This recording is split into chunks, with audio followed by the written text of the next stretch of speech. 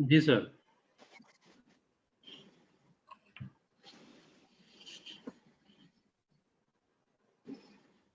आवाज आ रही है सर मेरी आपको? जी जी, I can hear you very clearly. क्या हमें स्टार्ट करना चाहिए या अभी कोई आपने सेशन करना है? जी बस हम we are waiting for technology team to let us go. All set. Okay sir. Adnan, good to go? Yes, sir. Please start. Bismillahirrahmanirrahim. Nahmaduhu wa nusalli ala rasulihil kareem. Rabbirhamhuma kama rabbayani saghira.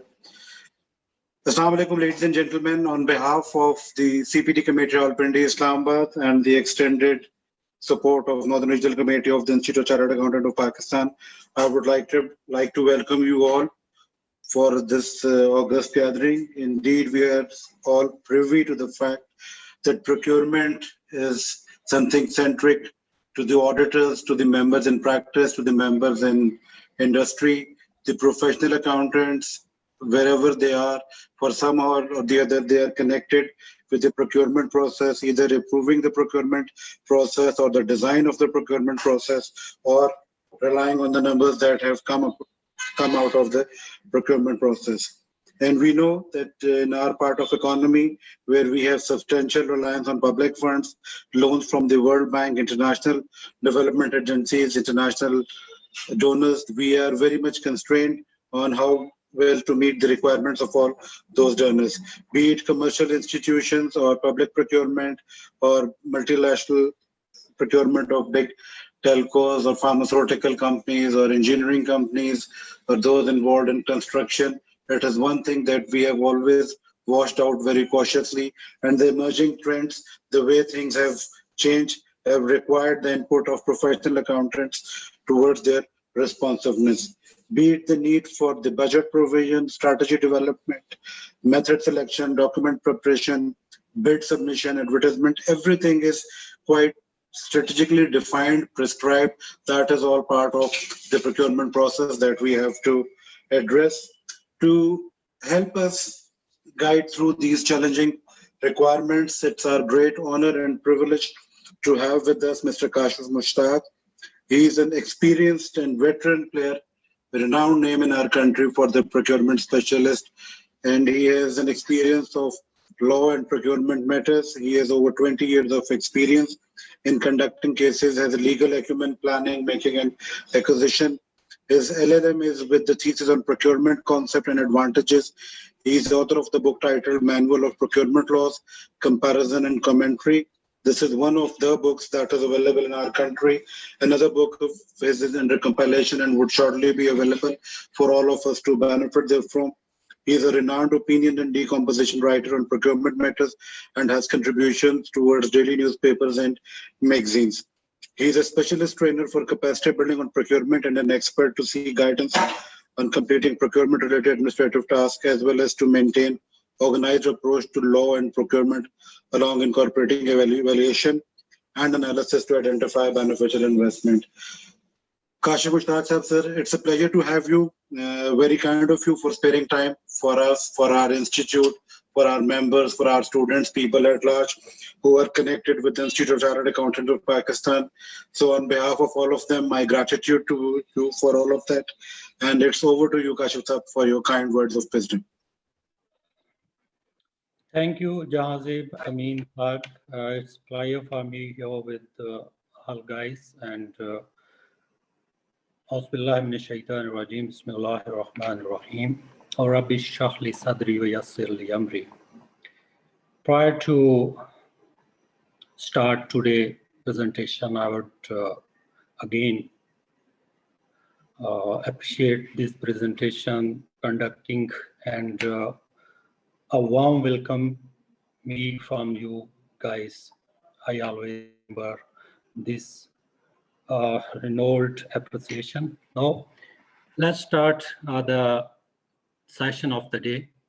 As we know, and it is briefly introduced by the admin, Jahazib Saab, the procurement, that is only the law in Pakistan to meet the challenges of the upcoming and existing procurement process. And prior to procurement laws, we would know about the analogy of law. What is law? This is just for better understanding. What is law? Aggregate of legislation, judicial precedent, and accepted legal principle and administrative action. You know well, this is the precept of law and recognized and allowing or prohibiting certain actions. Do not do. All those laws, whether that is international, that is procurement, or every sort, this is only state about do not do. And the well-defined definition that is by some renowned expert of law, Mr. William, external human action enforced by sovereign political authorities. As this is not the basic idea for this procurement and for all laws, the welfare is the supreme law, welfare of the people, the benefits for the people, and laws and rules formulated are passed by the legislation are only to facilitate, not to opposition. I always understand and I have a firm belief that every law every law or rule or regulation that is framed or legislated by the legislations with the basic idea that is facilitate, not to oppose, to give a way forward, not to stick. You can say the parameters of law, the things what we should do and what we should not do. The other thing that is a basic idea that is this is also proverb and saying someone do the thing right and justify, and this is also a life message for all of us, that when we do things right and on proper time, we will not face any difficulties or any problems when we are going to close or terminate all those things. Now, come to the session that is today, the procurement. The definition of procurement, whenever you search or you can find, that is act of obtaining, buying goods, services, and works, and consultancy services. Consultancy services is also part of services, but it has an independent chapter in procurement laws. What is a difference between procurement and buying, procurement and shopping? Very common, very understandable. The procedure after adopting all the parameters, the procedure, the laws, that's called the procurement. And buying or shopping, that is without any law, any parameters of law. Now, the public procurement. Definition is well defined in procurement laws and provincial PEPRA, that is with little brief, acquisition of goods, works, or services. And this is added in 2020. And I will discuss prior to opening the other, unfold other things, the definition of public procurement, which is added recently in 2020, and the public asset and commercial transaction by a procuring agency wholly or partly financed out of public fund, unless excluded by federal government. Now, if you have laws before you, or if you want to search from the website, I would refer first the definition, and I would like to read out for our guidance what is public procurement, what is defined in federal law, the public procurement. And that is very controversial in my point of view. And I would suggest that if someone is linked with federal PEPRA, this should be communicated to the concerned. Public procurement means acquisition of goods, services, or construction of any works financed wholly or partly out of public fund and includes disposal of public assets and commercial transaction between procuring agency and private party, in terms of which the private party is allowed to. What they are allowed to? Three things they have mentioned in this definition. Perform a procuring agency's assigned functions. I am functioning on behalf of procuring agency, that is police department, and under this definition which I am reading, I can lease out, I can further uh, uh, rented out all my assignment, what I am doing here, including operation and management of its behalf.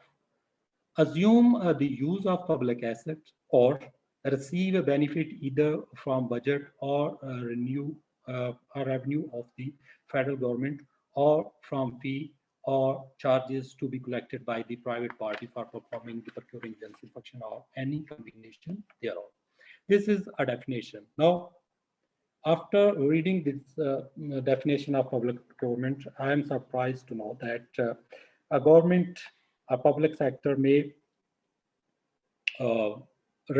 may further procure any services to complete his assignment or on behalf of its any agency. So anything that is the government have no, the goods definition that is also added in new section, in the section with a new understanding that is also another controversial. Goods means all those things, articles, objects, corruption, scrap, waste management, commodities, include all type of assets, immovable property, physical objects in form of matter, intangible assets, goodwill, intellectual property, and property right, as well as services incidental to thereof. Now, the disposal mean the auction, rent, lease, donation, destruction, and recycling of public asset. And the public asset mean, these are definition which I am reading from BEAR Act that has been amended by the Public Procurement Authority.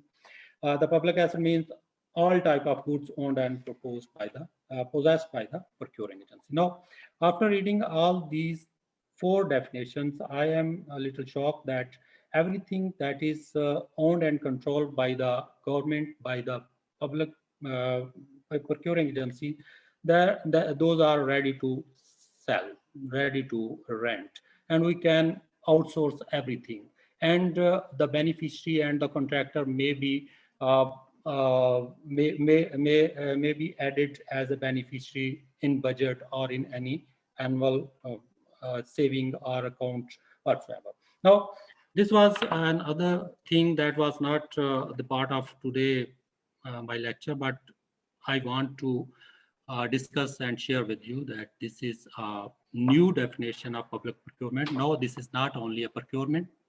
By utilizing these rules, you can also auction your properties. You can also lease out, rent it out, donate, or destruct, or recycling the public assets. This is the concept that was procurement concept, little bit different from the procurement process which I have been learning and I am seeing throughout the world. This is little different, but some countries have such like of definition, but Pakistani, being Pakistani, this was thing that would share, that was I think that should be in your knowledge. And this is the principles of procurement that is provided in Rule 4 of Public Procurement Rules. 5 things are discussed there. That is, first of all, the all process should be fair, transparent, and object of procurement should be the value for money, and all the process should be economical and efficient. Now, after introducing these new clauses, goods and public procurement, there should be something new with the principles of procurement that also included the auction and lease and donation, etc. The principles of procurement that I have shared with all respected guys. The first of all, transparency, very clear, need not to further detailed, and further fairness. This is also discussed in our Constitution, Article 4, 8, 10, 24. The fairness, everything should be democratic and equal status and social economical profit and efficiency. All the things, all the procurement process now, the auction and lease process should be efficient. It's mean that when we going to start the process of procurement or auction, that should be complete within the parameters and time given prior to starting the process. Economically, all the such things that we are procure or auction should be for the benefit for for the economy of scale. Now, another definition that is amended by Federal PEPRA, that is most advantageous bid. Now, the economically and most advantageous bid, they should be read with together. Economy and the value for money. Everything, the best return of each piece spent in terms of quality, timeliness, reliability, after-sales services, and upgradability, price, sources. After-sales services mean most advantageous combination of cost, quality, sustainability to meet the requirement. This is the main, I think, if I would say, this is the main key of the procurement, the value for money. And the top that is not defined in anywhere in federal or other PEPRA rules, but it is in preamble of international procurement, World Bank procurement and guidelines, United Nations guidelines, that is called healthy competition. All the principles that I have shared with you, the transparency, fairness, value for money, this is circled around the healthy competition. What is the healthy competition? To ask the vendors to seek their invitations, to hunt the healthy vendors from the market, to make a healthy competition, to call the bids, to motivate the people. This is also called, defined in Article 18, 19, and 19A of the Constitution that relates to freedom of trade and business. And when any procuring agency is unable to gather the healthy competition or to mobilize the person for their tender, it called not a good competition. And although the procuring rules allow if a single source or single bid is available or submitted, that may be considered, but that does not tantamount the healthy competition, which is defined in international laws. Now, these are the 4 heads where we are discussing the procurement, that's goods, work, services, and consultancy services. And the process of all these is defined in the rules of procurement. Now, the definition of good that I have already shared with you, the works definition. One thing that should be within your mind, that incidental services are works that does not more than the value of the goods or work is also called goods and work. That's before you. The services, any object other than procurement of goods or works is called the services. And consultancy services, this is also another head of procurement. you may hire the services or the consultancy services.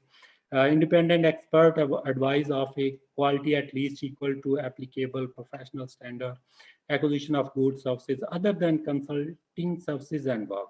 When I asked about this definition to the federal expert, that if the consultancy services is excluded from the definition of consultancy services, then what is the consultancy services definition?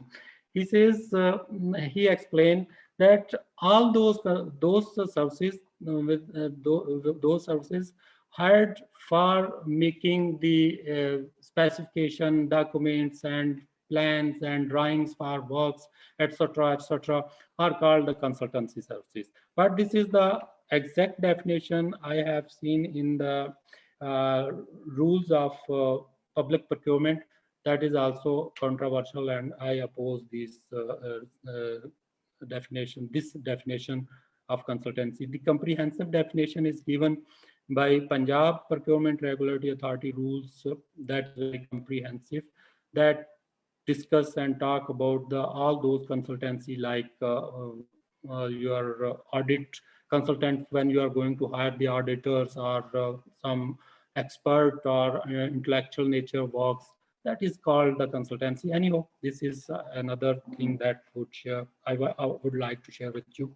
Now, the other thing that is incorporated in federal rules, that is most advantageous bid,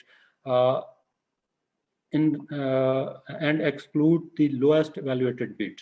Now, the most advantageous bid is proposal for goods, works, or services found substantially responsive, meet eligible criteria set out in bidding document or request for proposal, found as the highest ranked bid of the bids of cost or quantity or any combination thereof. Now, after reading this definition of most advantageous bid, mean that now all the procuring agency should formulate document with the weightage, some weightage to the technical aspects of the bids and some other to the financial bid. But it is unfortunate that most advantageous bid does not discuss how the lowest vendor would be determined. There should be some clarification or SOP, standard operating procedures there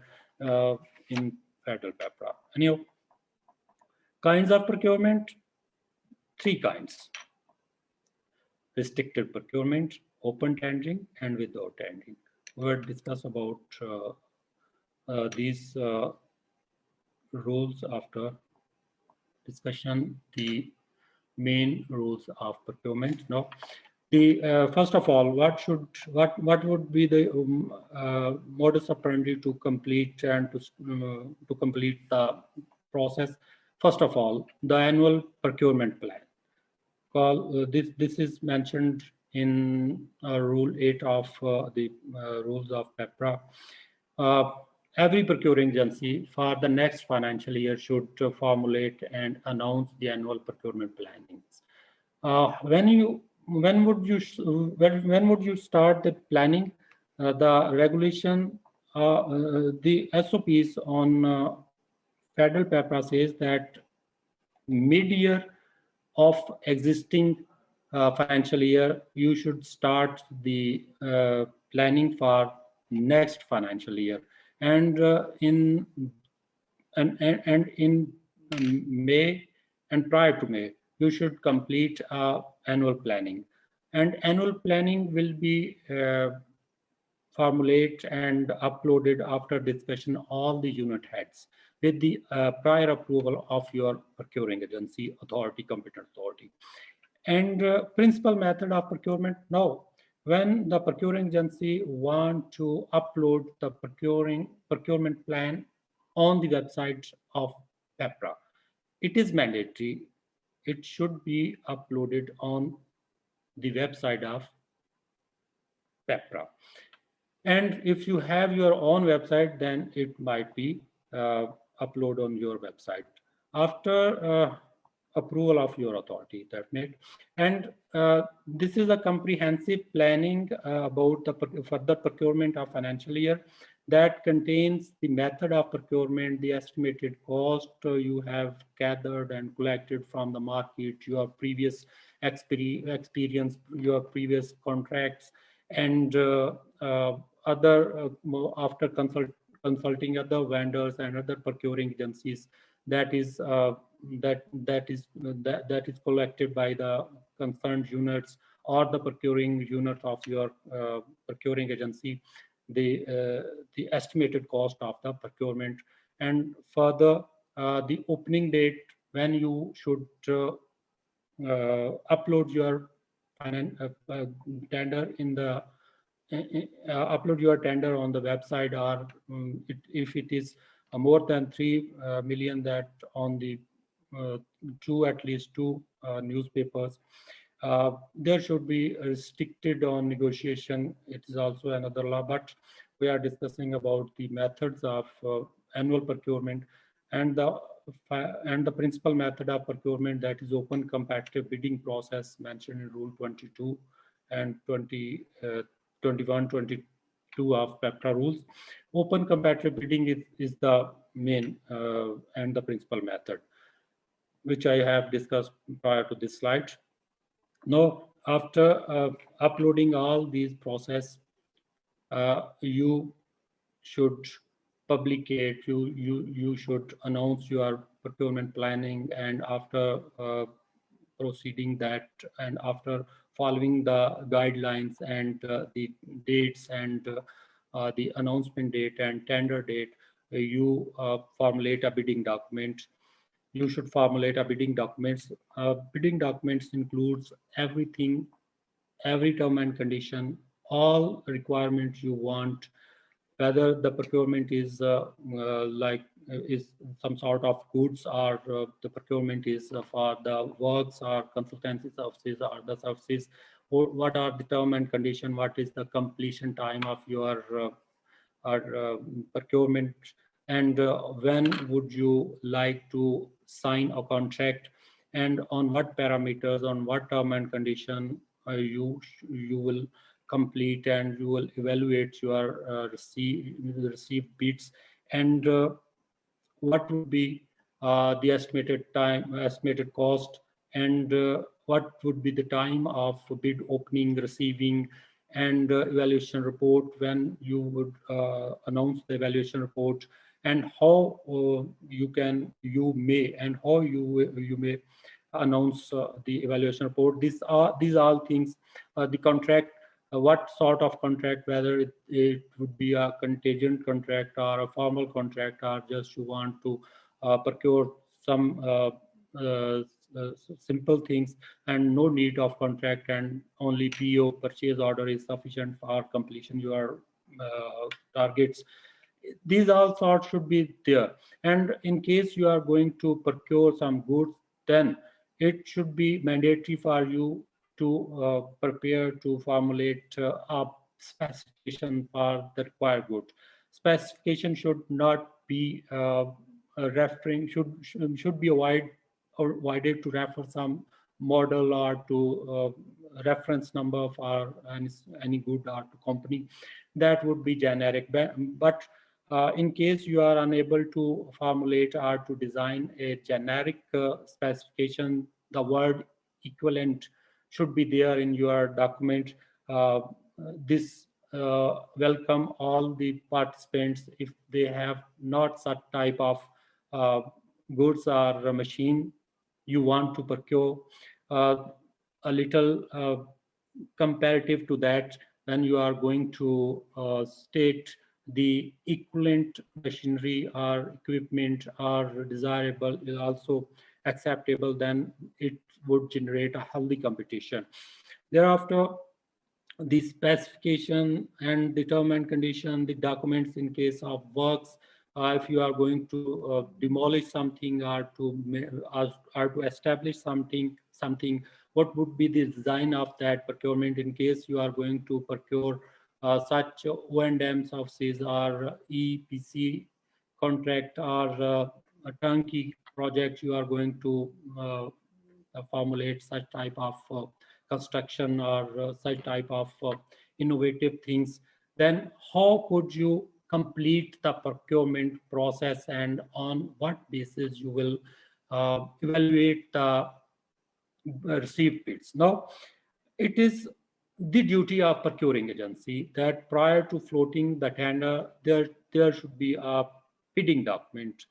And in case you are going to restricted procurement, that is also called pre-qualification or restricted procurement, or some like you are going to alternative procurement process, that is also related, that is also called somewhere the restricted procurement, or you are going to hunt some sort of peoples or shortlist the contractors, then there should be a terms and condition and specification and scope of work there prior to advertise your document or your bidding process.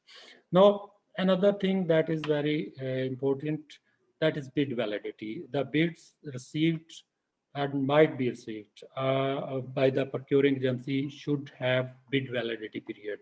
And the law says there should be 120 days, or what the procuring agency want. If the procuring agency intends to receive the bids with the validity period of a whole year, it may, and in case he want the bid validity period 6 months, 180 days, 120 days, 100 days, 90 days, it is up to the procuring agency. The bid validity period may be enhanced with the same period of validity period that you already mentioned in your bidding document. And same thing is with bid security.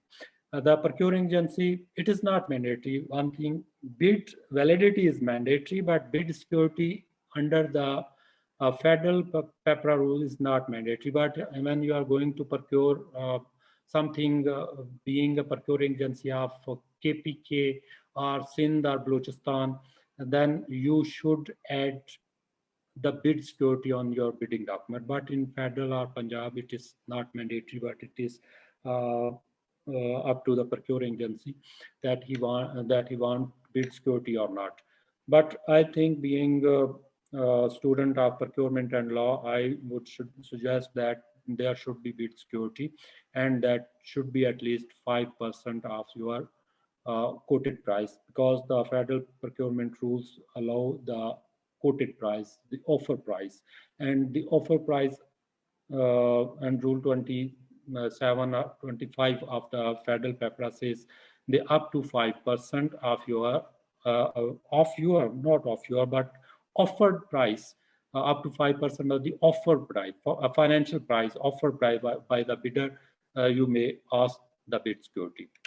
And the bid security should be attached with the technical bid in case you have already defined the estimated cost and required locked amount. And other case, if you are going to procure the thing and your desire is offered by the vendor, then bid security should be in the package of financial bid, attached with the financial bid. And there should be an understanding with the bidding document in technical part of the bidding document that the bid security is attached in the financial bid.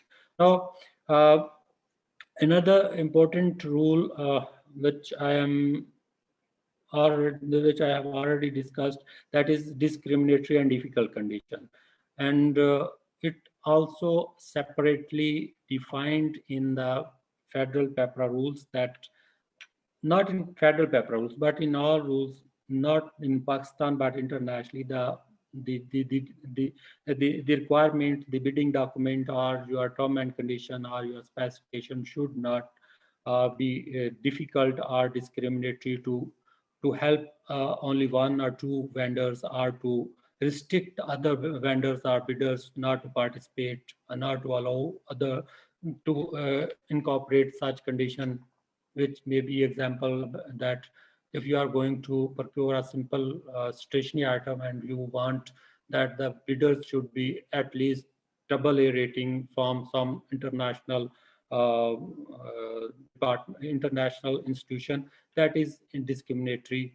And in another example may be discussed here, that when you are being a procuring agency in Pakistan, you want something to establish here in Pakistan that is not some innovative or artistic kind of your procurement, but you only invite the international bidders and disallow the local vendors. This is also a difficult and discriminatory condition. Otherwise, when you are going to procure some very updated or innovative procurement and you disallow the international vendor to participate, this is also discriminatory. So when you are going to establish your term and condition or specifications or term or reference or any scope of work, this rules, especially the specification and discriminatory or difficult conditions, should be considered. Now, another vital part of the bidding document and the rules, and always rule require wherever you are in Pakistan and in any country, the evaluation criteria. On what basis the received bid shall be evaluated, that should be there in your bidding document. As I already discussed about the principles of procurement, that is fairness and transparency. So when a bid and when a vendor or bidder want to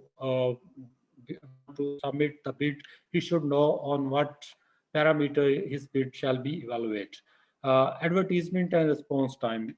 Federal PEPRA and all PEPRAs in Pakistan says that the procurement should be in public, should be through open competitive bidding if other restricted or alternative process is not adopted. Advertisement under federal rules, advertisement should be in one Urdu or one English, one Urdu and one English, two newspaper. In case you are going to procure at least 3 million costly tender, goods, works or services that start 3 million and above. And if you are going to procure 500,000 to 3 million, to the bracket of 3 million, then there is no need to upload your tender on the newspaper. It only satisfy with the uploading your tender on PEPRA website and your own website if you have. And in case you want to upload your tender on PEPRA website or on any magazine or on any other newspaper, there should be at least 15 days response time for national bidding process and 30 days time for international bidding process. And now there is no definition of international and national bidding process. It is maybe international up to the procuring agency that this sort of procurement is international or it is not international. There is no hard and fast, but in Sindh PEPRA there is definition of international procurement process that has been bracketed with the ceiling of, I think, 50 million or above. Anyhow, in federal, there is no such bracket. Response time should be there, and in case your tender is not uploaded on time, that should be observation, and your procurement should be termed as misprocurement. And response time shall start when you upload your tender on the PEPRA website. This is another recent amendment. When you upload your tender on PEPRA website, the time of response time shall be start since from that date. Another, after that, the bidders shall submit their bids, and and first the bidders may call clarification from the procuring agency on the evaluation criteria or what they want or the scope of work. And if procuring agency want, and I will suggest that there should be a pre-bid meeting, a uh, uh, pre-bid conference between the expected bidders they are in market, and the procuring agency should be well aware about those potential bidders who are available and who may participate in the required bid. A pre-bid meeting is suggested for determine the specification and healthy competition and efficiency and all the principles of procurement to circumvent the further investigations or further problems that might be faced by the procuring agency in future during the process of procurement. Uh, and if the procuring agency is not willing to arrange a pre-bid conference, that is not mandatory. Now, if any vendor and bidder want to clarification, there should be a mechanism in the bidding document that how a clarification shall be received, and the person who is authorized, and there should be I will suggest there should be a procuring procuring committee who is dealing all such kind of procurement and responding the clarifications to the vendor, and there should be minutes about the clarifications sought by the procuring agency and respondent. And in case the procuring agency seem that these documents that that the bidding document should be revised or the clarification should be inserted, then the procuring agency should intimate all the prospective bidders or to add corrigendum and to extend the date of the receiving of the bids.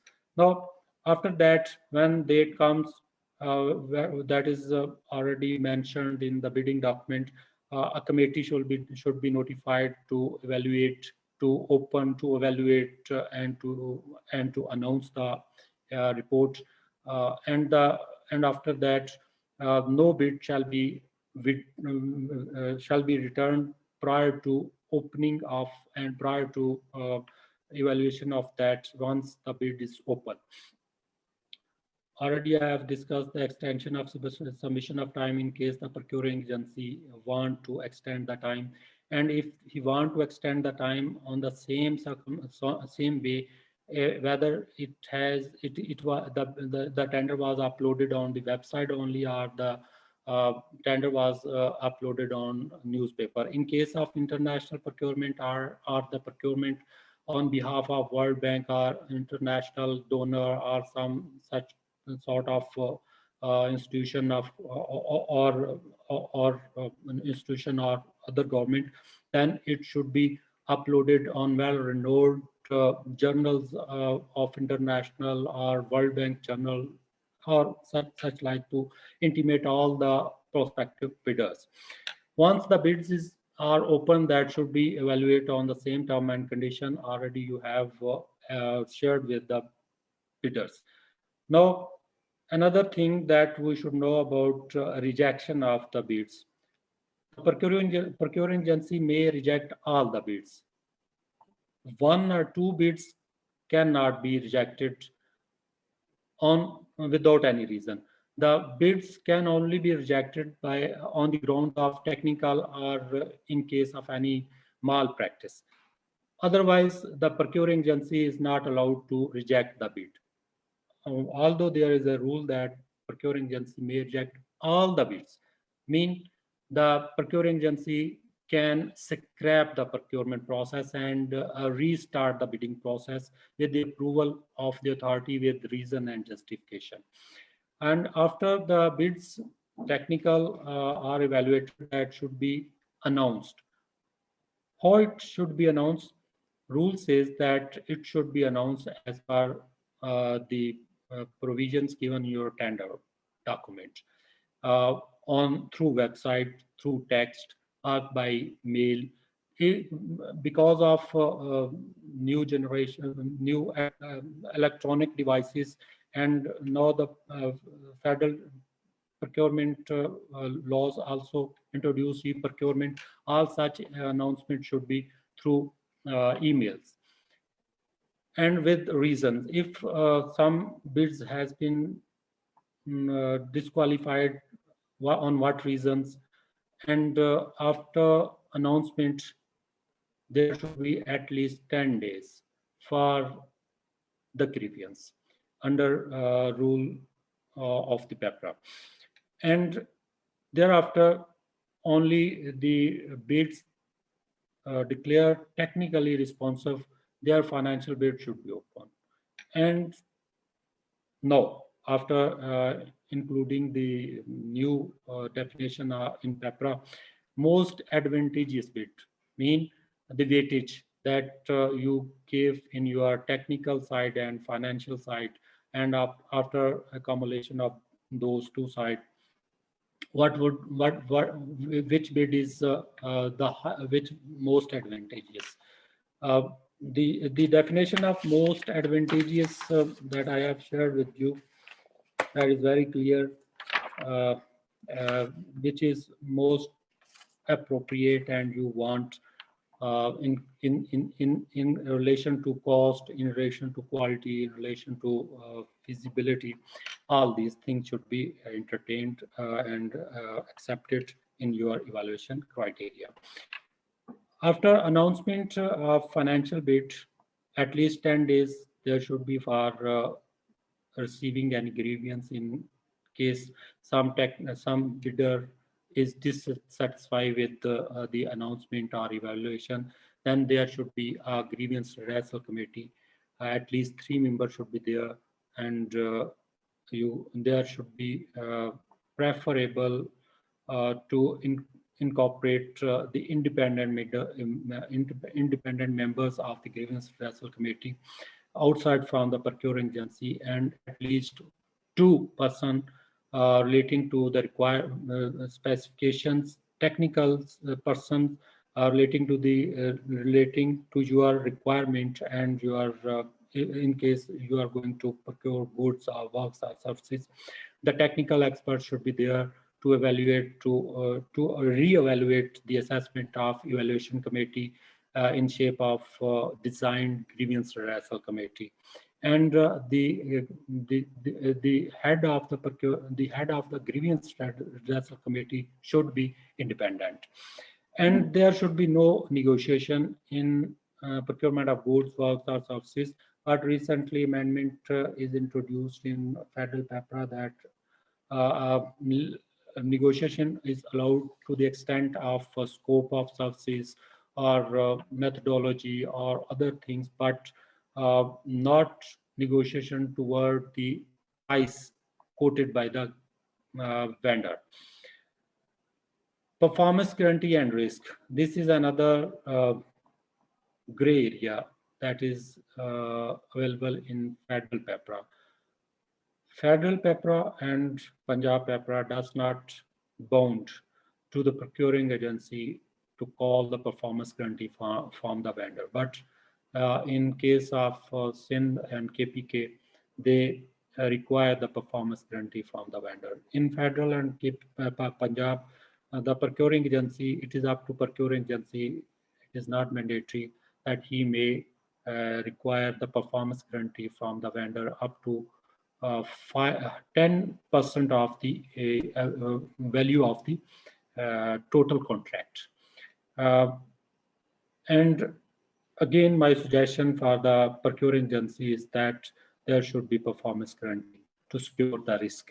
There should be warranties and guarantees in case you are going to procure some machinery or goods, in case you are establishing some innovative, or you are going to hire the services of any consultant in relation to consultancy services. There should be secure. There should be warranties or guarantees in shape of performance guarantee and addition to that. Thereafter, this is the process of procurement. And after completion of this process, the procuring agency entered into another phase that is called contract signing. Now the contract, what kind of contract that should be mentioned in your bidding document, whether the procuring agency want to introduce some new clauses in contract as per their requirement, that should be prior to executing the contract should be there in your contract. What kind of contract that should be, in my point of view, that should be a general contract. In some cases, this might be a contingent or conditional contract, but secured to a risk and your side, it should be a main contract without negotiation further. And completion of the contract, that is called contractment. After execution of contract, the procuring agency's responsibility to complete the contract as per term and condition. What is the administration of contract? The completion, the receiving, the delivery, the receiving and announcement of your till announcement of the termination of the contract. Other rules about the procurement, that is confidentiality. All the process should be confidential. It's mean the process, the term and conditions prior to public, it should be confident. And in case the procurement is concerning to national security or intellectual property nature, that there should be NDA, non-disclosure agreement between the parties to restrict the contractor to share the term and conditions or the specs or the nitty-gritties of the contract with the with public at large. Account payment, this is also for the procuring agency, that all payment after completion of contract and issuing of satisfactory note within 30 days, the payment shall be released to the contractor. Enforcement of contract already discussed. A record of procurement and assess rule says that at least 5 years the record should be maintained and possessed. And in case any person want to get the record from procuring agency, that may be shared with the such person if such record is not concerning with the national security or intellectual right or some such sort of nature, that should not be called a public document. Grievance redressal committee, I have already discussed. There should be to decide the grievance received after announcement of the evaluation report or before that. And a rule says that after receiving of any grievance, the redressal committee should decide this grievance within 15 days and prior to signing of contract. After the announcement of grievance on decision, the procuring agency should reduce the contract into writing. There should be arbitration and blacklisting mechanism in your document. This is a very critical and very important things. Arbitration law in Pakistan, and that should be referred in your bidding document. Who should be the arbitrator in case of any dispute, and what should be the mechanism of blacklisting. Punjab, Sindh, and KPK, Punjab and Sindh, PEPRA also introduced the blacklisting mechanism, but in federal PEPRA, there is no such kind of mechanism or procedure at a procuring agency. What are the parameters and what is the steps for blacklisting? Rule 20 of federal PEPRA says that the procuring agency should set such pattern, such parameters for blacklisting. It should be like Punjab that we introduced in 2017. that maybe there should be there should be a parameter like that when some procuring agency want to blacklist, there should be at least 7 days prior notice for uh, show cause, and after show cause, if procuring agency is not satisfied, there should be a personal hearing, and after hearing the party and the the procuring agency may blacklist or debar a bidder or vendor or contractor for a specific period, and thereafter there should be a mechanism for its appeal that should be before the managing director of PEPRA. And in case the grievance, any party aggrieved by the opinion, by the decision of the MD PEPRA, there should be a further mechanism. As Sindh PEPRA says, there should be a panel of 3 experts, and Punjab PEPRA says that there is second appeal before the Chief Secretary, and Federal PEPRA says there should be, in case any person is not satisfied with its complaint decision, he should approach to the competent court of the jurisdiction. But all these things I want to discuss with you, and if you are going to formulate a bidding document, there should be a blacklisting mechanism. Who would be eligible and authorized to blacklist? On what ground that that a procuring agency may blacklist? That should be incorporated into your document. And misprocurement are also another gray area in procurement rules, not in federal but Punjab. Who is competent to declare the misprocurement? SOP that are notified, that are uploaded in federal PEPRA. It says that a committee, a grievance redressal committee or committee that may declare misprocurement, but after declaring misprocurement, what would be further modus operandi of that process, that should be incorporated. But in case you are a procuring agency, there should be authorization for misprocurement, and that goes always goes with the competent authority. Bidding document of PEC.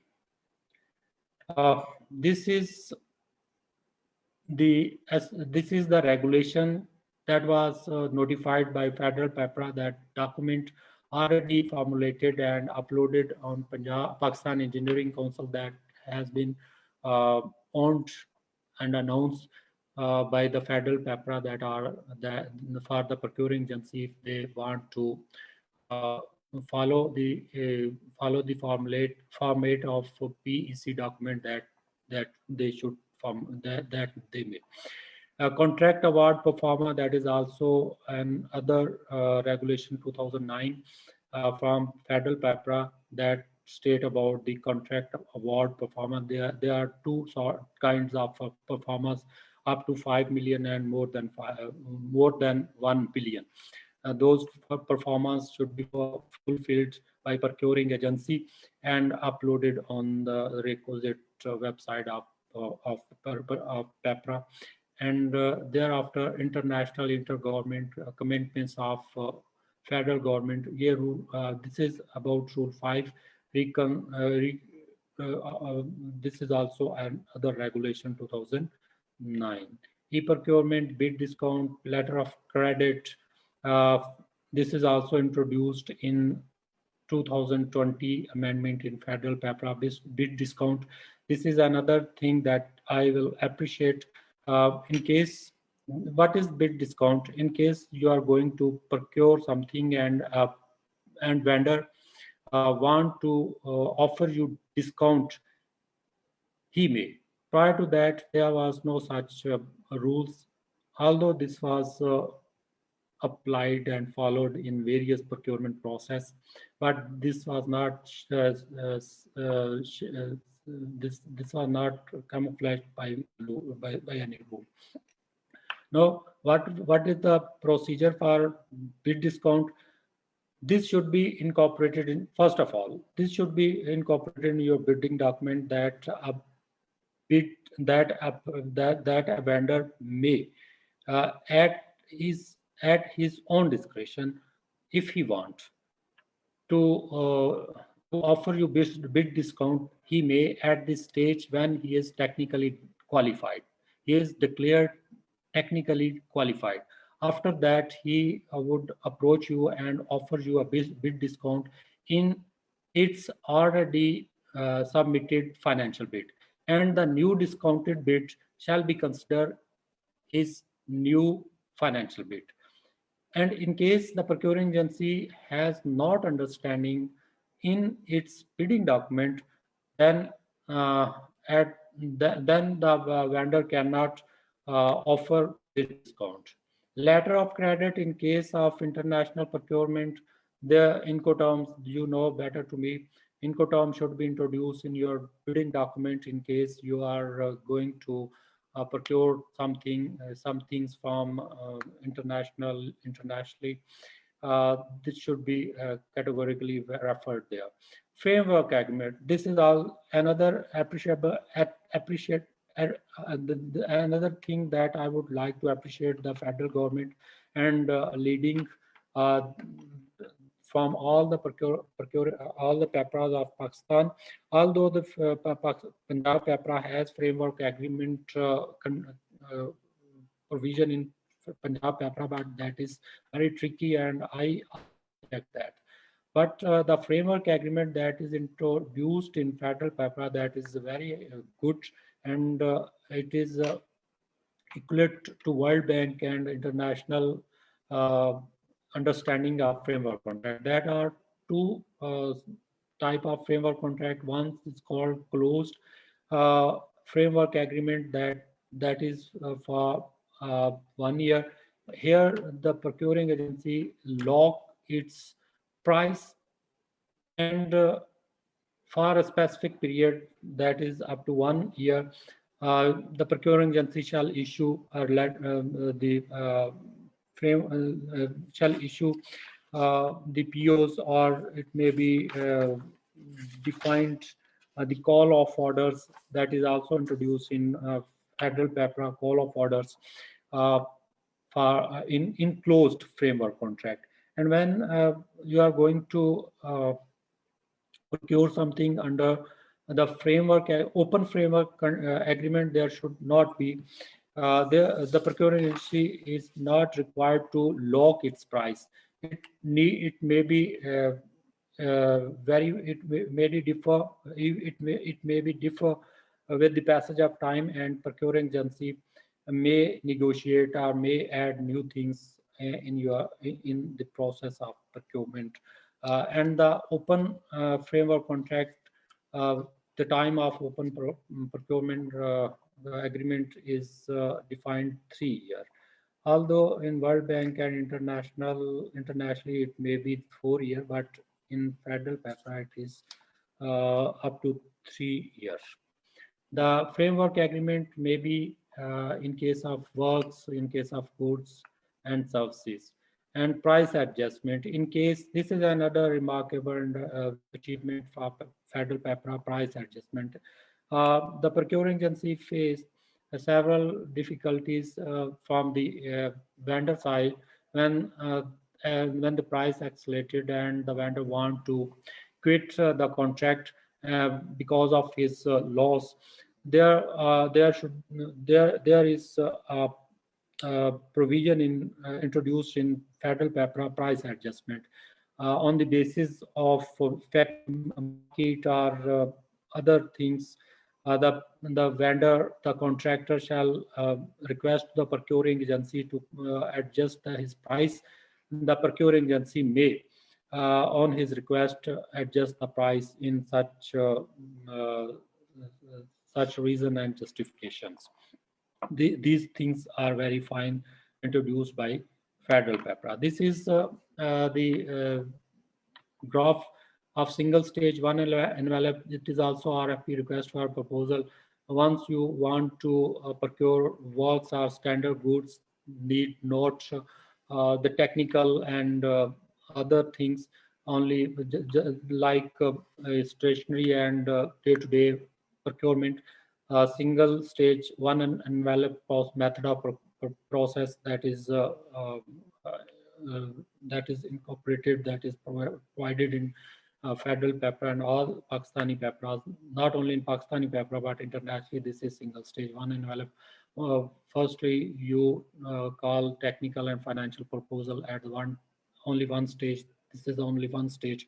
Technically and financially, bids are opened, and most advantageous bid in accordance with your designed criteria. You you announce the evaluation report, and this is the most applicable and followed process of procurement. There is single stage two envelope request for proposal in goods for technical financial involvements. In first stage, you call technical and financial proposal, and on date and time you already settled and shared with the with the vendors.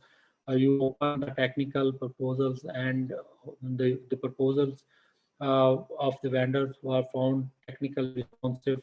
You the procuring agency announce the report of technical evaluation report, and on the technical response of bidders who are called, and their financial bids are open, and most advantageous bid is declared the successful. And the third method, that is called two-stage in large and complex projects, technically unequal proposal. In this process, the procuring agency, prior to float its tender, in my point of view, the procuring agency, due to lack of his experience, are several suggestions in the market. He want to introduce, he want to opt two-stage bidding process. And first stage, he share and announce only the technical proposal and call the technical proposal from the vendor. And after receiving the technical proposal, he opened that and discuss with the prospective, discuss all the aspects of the technical issues with all the bidders. Now, I will recall the thing I shared with you, the pre-qualification process and pre-qualification meeting and conference. That is mandatory in this two-stage bidding process. And one, you are going to adopt a single stage two envelope. In this stage, when you are at the red line, we will stay before you stop where it is referred stop. At this stage, you may conduct a pre-qualification, but on this stage, you are not allowed to change your specification. Prior to opening your technical or financial proposal, prior to submitting cut date, the procuring agency may, and I will again prefer, the procuring agency should schedule a pre-qualification meeting to determine the accurate and non-discriminatory document. In this two-stage process of procurement, first of all, the procuring agency call only the technical proposal, and after the deadline, he discuss with all the bidders about the technical features, requirements, specs, and if in case the procuring agency, after having some innovative or new thing bid, he may change its technical requirement or bid, and after announcement of all minutes, he shall advise to all the bidders to resubmit their bids. And after receiving bid, the single stage two envelope process that we have discussed prior to that, that will be adopted. Firstly, the received technical proposal will be open, and whose bid found technically responsive shall be announced, and after announcement of that, the financial bids of technical responsive bids shall be opened, and the evaluation report shall be uploaded on the website of PEPRA, and announced to all the bidders. Third and fourth thing, that is called two-stage to envelope. This is very near to two-stage envelope, but it is different. There is process different. In this process, you call technical and financial proposal once, and on the opening of financial technical proposals, financial proposal shall remain unopened, and you may discuss the technical proposals with the bidders. And in case you want to, and in case the bidders want to revise their technical proposal or financial proposal, he is allowed. This kind of process, two-stage envelope uh, is invoked preferably in such procurement where it is possibility of alternative technical proposal, such as machinery or equipment that is a very innovative type. But these two processes are near to each other. Now we'll discuss about the consultancy services. This is the definition, and in second line, it is the definition which is available in federal paper, but the first line, having adequate technical expertise and financial capability, intellectual nature, differ from other type of services, goods and services, and independent expert advice of a quality at least equal to the applicable professional standard in relation to construct goods or services. The lastly, advisory review, which are discussed with special studies, design, survey, investigation, pre-investigation, or technical. So this is the consultancy services. This is the method for selection of consultancy services. First of all, least cost. When you are going to procure the services in type of audit, simple engineering, non-complex work, this is routine nature assignments. When you are going to prefer the least cost, then the bid received technically, and thereafter, after technically responsiveness, the cost will be the main feature, the main criteria.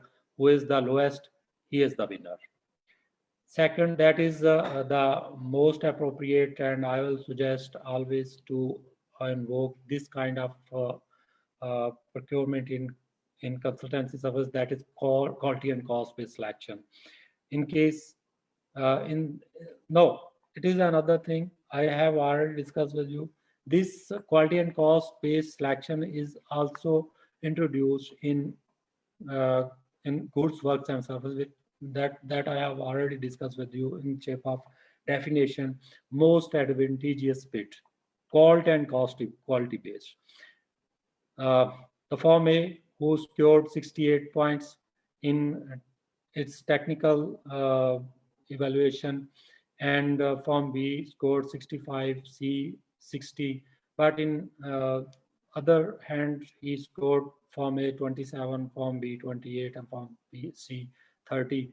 After calculation, the two side, technical or financial, the most responsive, the highest ranked bidder, contractor, consultant was Form A, who scored 68 from technical side and 27 from financial side.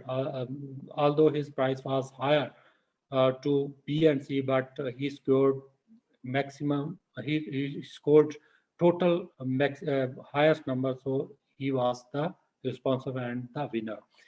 This process is involved and adopt in high most specific nature procurement. The third process of procurement, that's quality-based selection, when after evaluation, technical evaluation, the firm who is the best, he high specified, innovative, or complex assignment, he is the winner. And this process is adopted in rare. The rules about the consultancy services, that is that if you want to see from the procurement rules, that is a regulation of 2010, third regulation in federal PEPRA, that is about the consultancy services. Single source or direct selection in case there is only a one consultant. But there is a procedure how to hire the single source. There should be at least three quotation, at least three firms to whom you approach. And after that, if only one source is available, then you hire his services directly. Advantage, if you are going to hire the single source, then you should mention the advantage of overriding the competition process and why it is the reason for to hire the single source. It should be on your file. Continuation of previous assignment, if you have some such sort of contract or assignment and in case you want to change your consultant contractor, there should be problem that might be faced by you, and you may continue your previous assignment. And repeat order, in case you are going to going to hire same services from the same vendor, then you may sign a repeat order with the same contractor. But there is a provision and a ceiling of 15% of your original cost. Beyond 15% of your original contract cost, you cannot issue repeat order.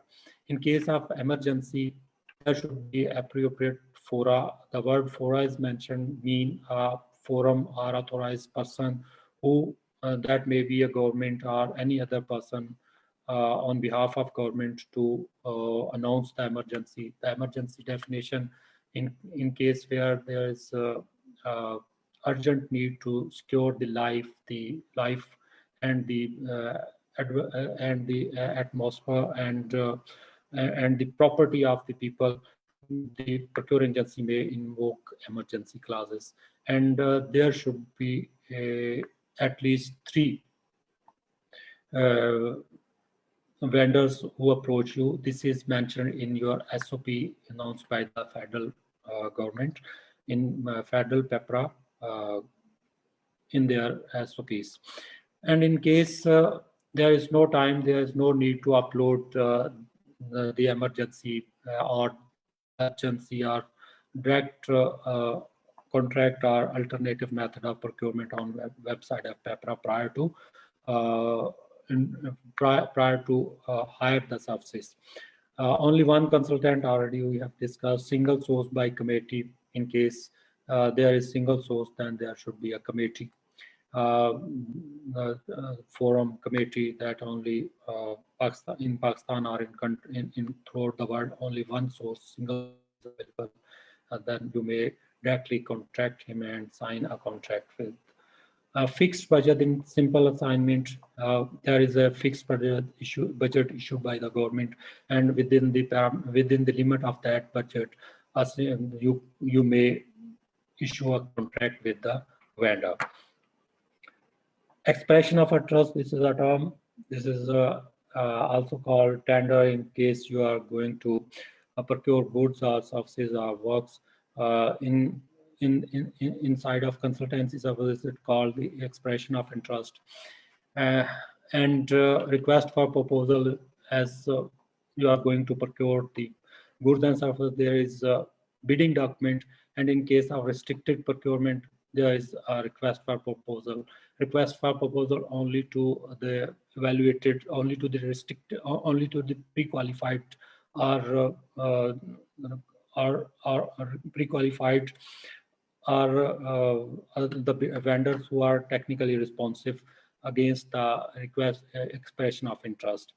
This is another consultant selection committee. It is also such like evaluation committee in case of your goods and services. In case of consultancy service, there should be a consultant selection committee, and negotiation with the highest ranked. In case the highest ranker we have discussed, the procuring agency want to negotiate, then there should be a committee.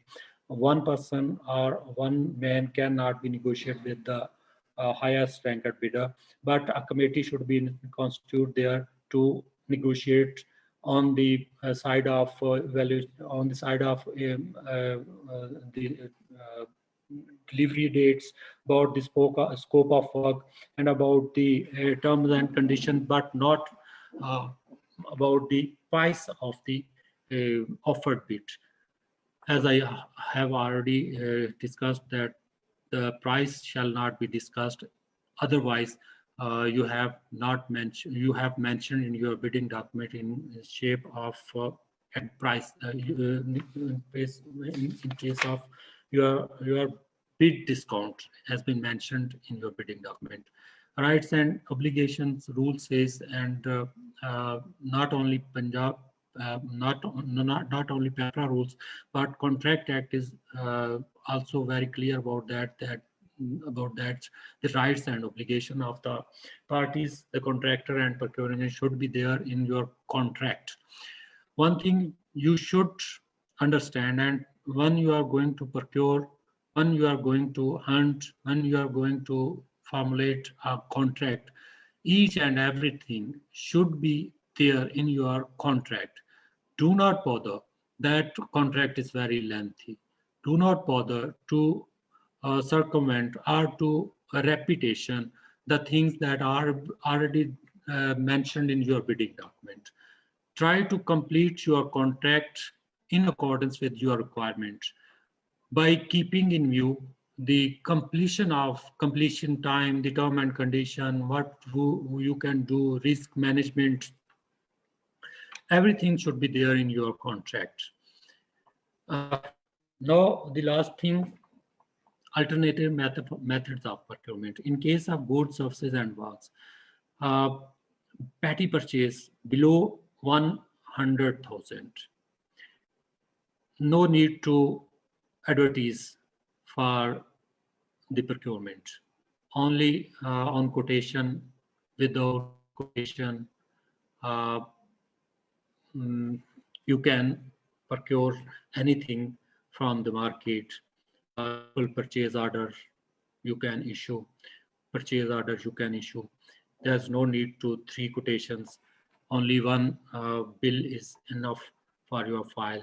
In case you are going to procure more than 100,000 to 500,000, there should be 3 quotations, and the 3 quotation should be from the market, and on basis of 3 quotation you can procure the things you desire. Direct contracting in case of goods, works, and services, when the market, when you want to procure some spare parts from the original manufacturer. For example, you have machinery that might be a refrigerator or any sort of machinery, and you want to procure the spare part of that machinery. You may procure directly from the original manufacturer of that company, original manufacturer or its supplier, authorized agent. And in case only one manufacturer is available in the market, or his supplier exists, then you may directly procure the things desirable from that supplier, from that original manufacturer, from that contractor. In such case, you should be, being a procuring agency, you should be announce the appropriate fora who has authorization to procure such thing from original manufacturer or its supplier. In case of incapability or disappropriation, technical difficulties, for example, you have established a lab in your procuring agency and you want to enhance that lab. The procuring agency may adopt this provision of direct contract from signing another contract with the same contractor on the term and conditions settled in previous contract, due to save the problems that might be faced in case you hire the services from any other vendor. Repeat order I have already discussed from the same vendor from the same price extend to 15% of the total price or to total quantity. In case of emergency, I already have discussed specified forum who is the competent to announce, whether it's government or procuring agency or some person authorized, or there should be a committee. It should be mentioned in your document, or this should be circulated, or there should be a circulation. In case the government, whether that's the government, federal or government of any other province or any authority has fixed its price, then you may solicit the services or the things from that supplier without adopting the open competitive bidding process through direct contractor. For example, the oil that price is always announced by the government, the wheat and other things such like. When you are going to purchase motor vehicle from local original manufacturer on his market on his price, then you may invoke this provision of direct contracting and make contract with the same vendor on the basis of your requirement. Another alternative method of procurement that is called negotiated tendering. Negotiated tendering, the definition of negotiated tendering is not available, but when you are discussing, when you are going to discussing or when you are going to approach one or more than one person in the case of a specific piece of research or experiment or study for technical or artistic reasons, connection with the protection of exclusive right, intellectual property by a particular supplier. Suppose you are going to hire the services for services for NTS or from any government sector institution or any other institution like you want to hire the services from NI, National Institute of Commerce or such like, or you want some machinery or some particulars that is some intellectual nature from such person, some experts, you may engage him, negotiate tendering. You may consult with him. You may ask him to refer you some points or something, his research paper. You want a demonstration. You want a lecture from some renowned person from renowned universities. You may invoke negotiated tendering.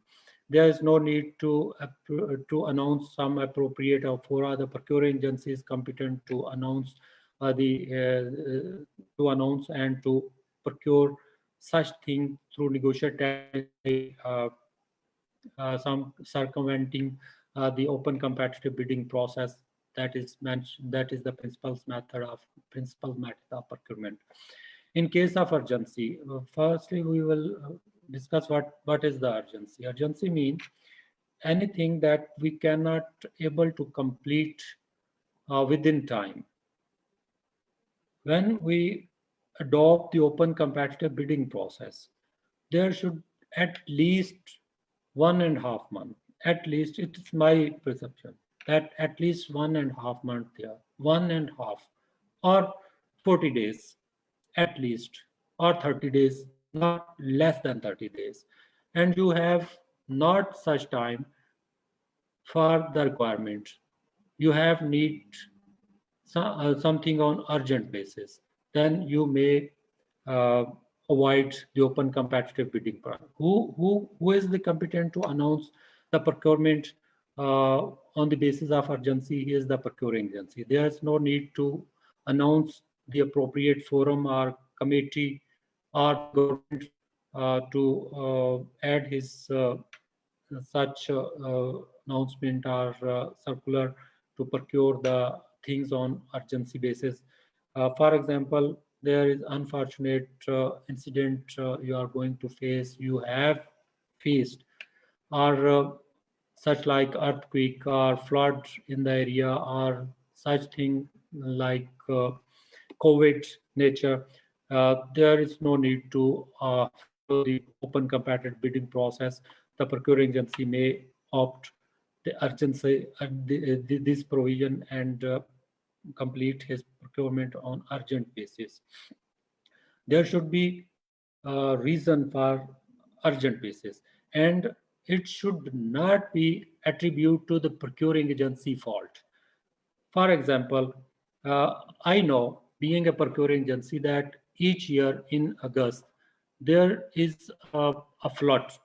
For example, there we have to face a flood in August in various part of our country or a specific region, of a specific region.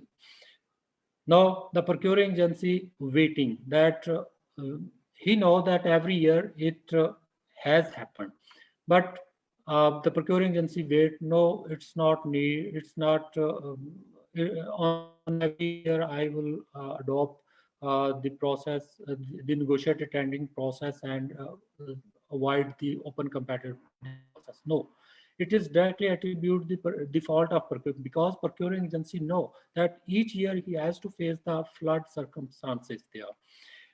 So in such case, there is no reason to invoke the alternative process of procurement. The procuring agency in such case should proceed according to the open competitive bidding process. Now, after that, this was the slide of the day and discussion about the procurement that are and added in the laws of the procurement of federal.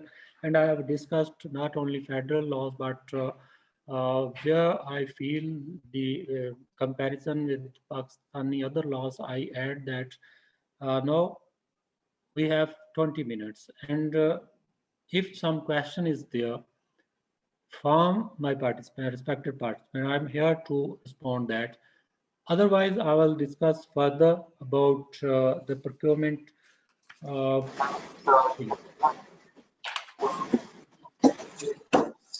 Ji, thank you very much, Kashif sir.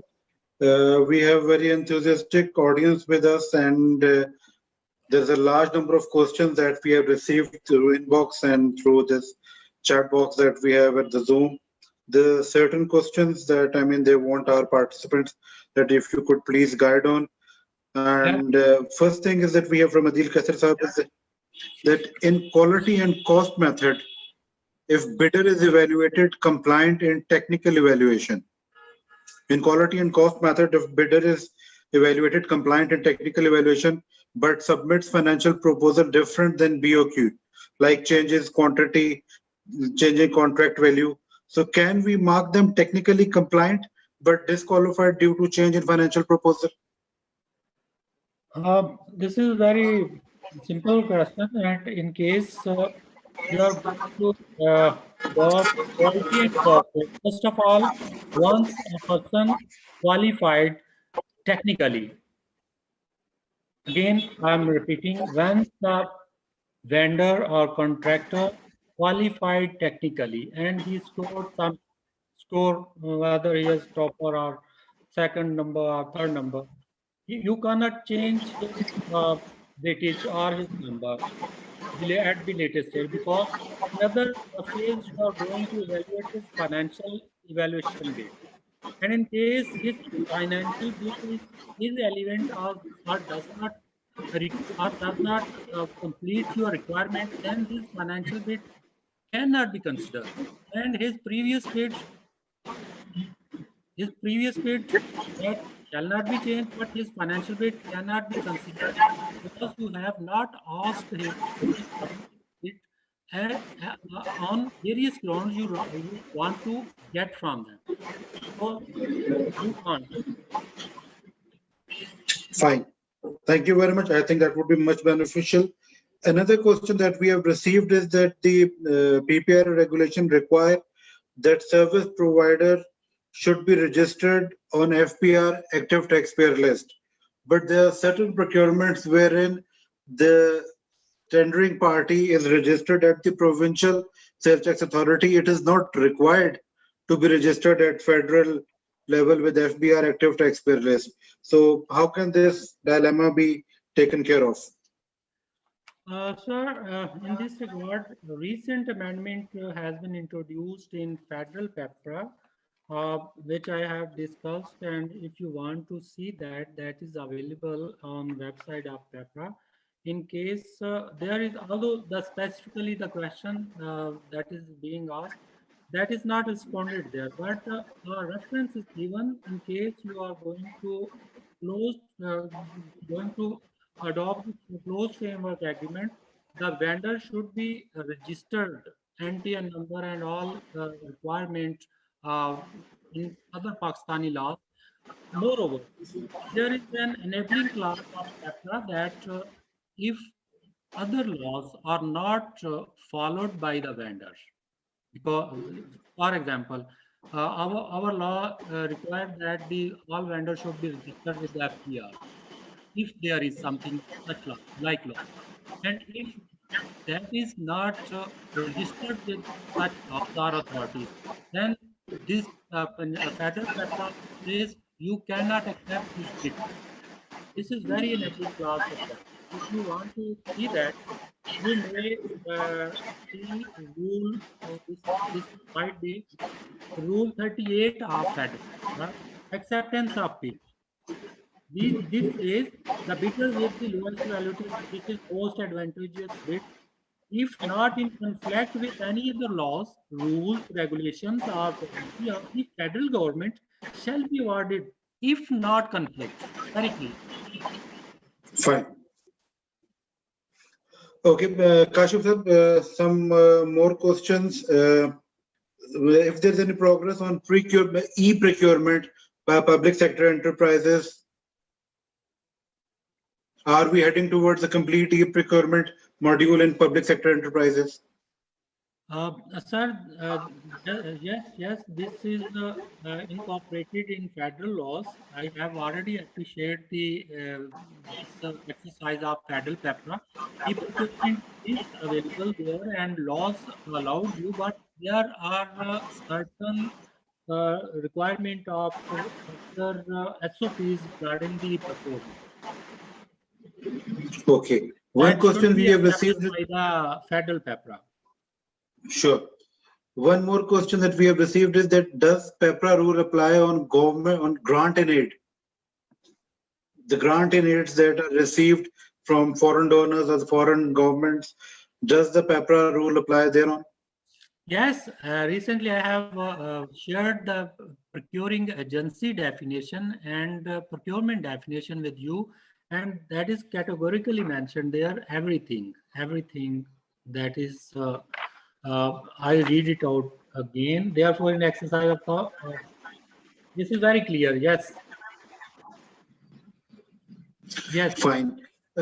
Another question that we have that has the category strategy and management any effect on the sourcing decision?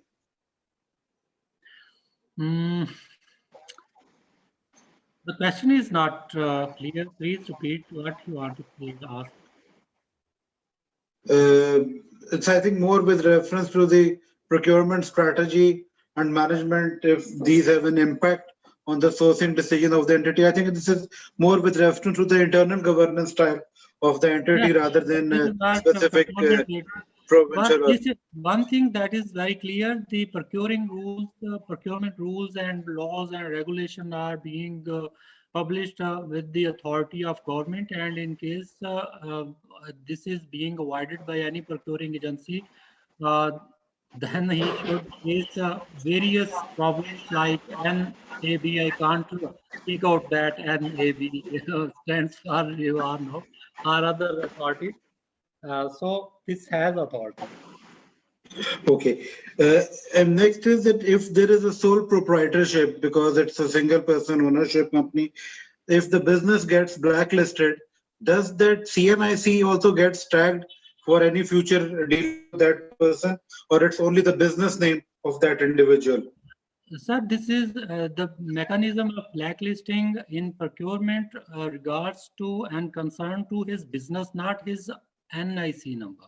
It is a very question, very common question. Whenever I am here to respond the queries, everyone asks about this question, that once once a vendor has been declared ineligible or blacklisted, then why the government is not going to blacklisted his ID card, because ID card, he is not uh, participating as a, a citizen of Pakistani. He is participating as a bidder on behalf of his firm, company, or property nature, suppose the sole proprietor. But this is a bidder, firm, company, not a person, a physical person. Okay, fine. Another question that we have received is with reference to negotiations. I mean, what are the broader guidelines to what extent the entities can enter into negotiation, and what is the limit? I mean, that beyond that, they should not be negotiating it further with the bidders, because that conflicts or contradicts the original documents that have all been obtained in the bidding process. Conflict of interest, no doubt, that always be considered there, and we should not. First of all, what is the negotiation? Negotiation to the what extent? I have already discussed about that. Negotiation to the extent of your scope of work, your methodology plan, your start of dates, your completion of your contract, or other formal things. But it restricts to discussion or negotiation with the price of the contract. You can't negotiate to the price of the contract, whether it is the procurement on goods, works, or services, or it is procurement or hiring services of consultants. Discussion about the price of the contracts is not acceptable, other than Punjab PEPRA. Punjab PEPRA allowed that on pricing in case of your consultancy services, that the procuring agency may negotiate it to the extent of his price, value, or other things, scope, whatsoever.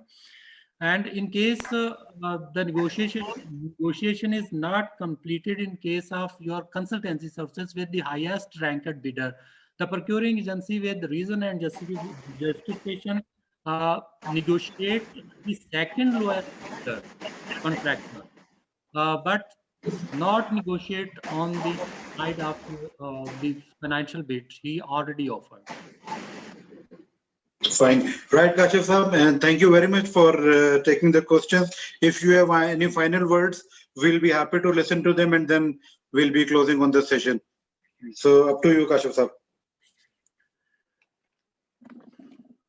Thank you very much, sir, and thank you for these questions. One thing we should understand about the procurement, that laws, what I have already discussed, and with the very opening slide of my presentation, laws are facilitations, not to restrict the process. Being a procuring agency, I have a vast experience when I am facing the problems, because being a procurement head in this office, in my office, and being uh, uh, being other procuring agency, I feel that we are so many issues that we face during the process of procurement. One thing we should know: do the thing very right, and everything should be well defined in your bidding document, because bidding document is the gospel. That is your words. Once you have float your tender, once you have floated your term and condition mean your bidding document. You cannot reverse the things, the words, and especially after completion the procurement, because procurement process has three phases for your listening, for your understanding. First of all, that is to preparing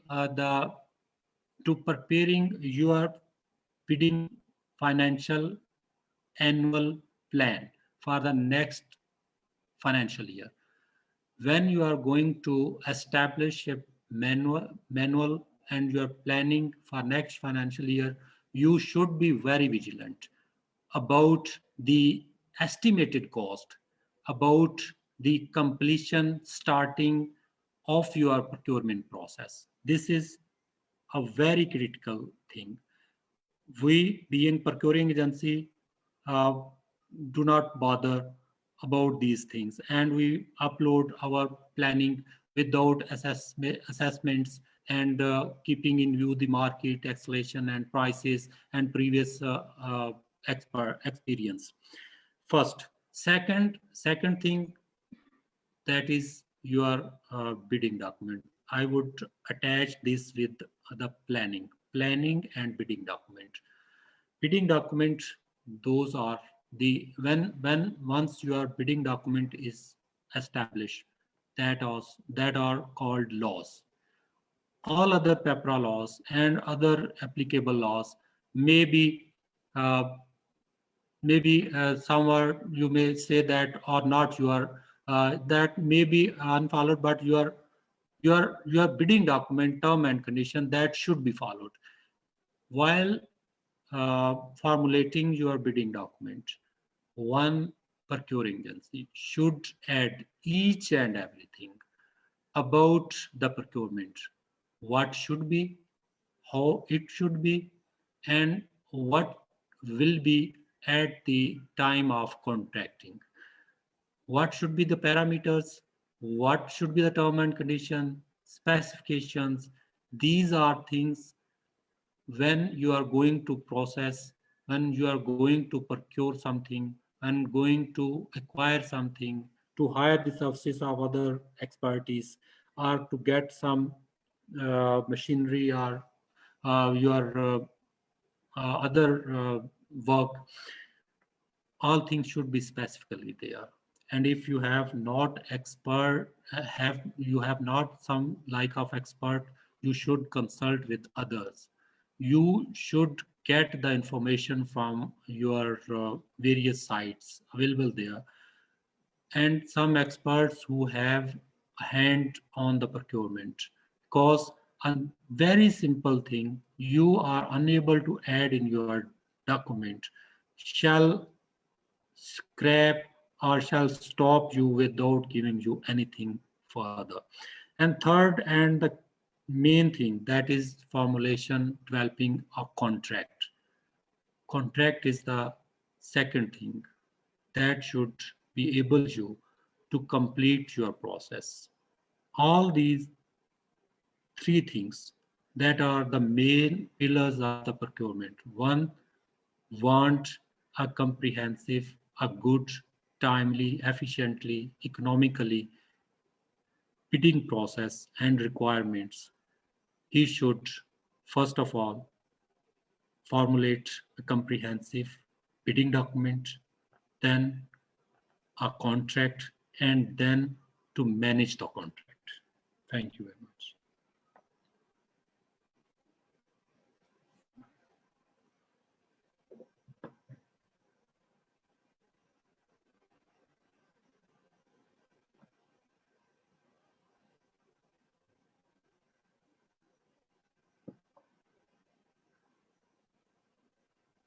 Thank you very much, Kashif sir. We just had another call from our learned member, and one request that I have just received is that we should be talking more about the procurement thing, the aspects that have been covered today that are very enlightening.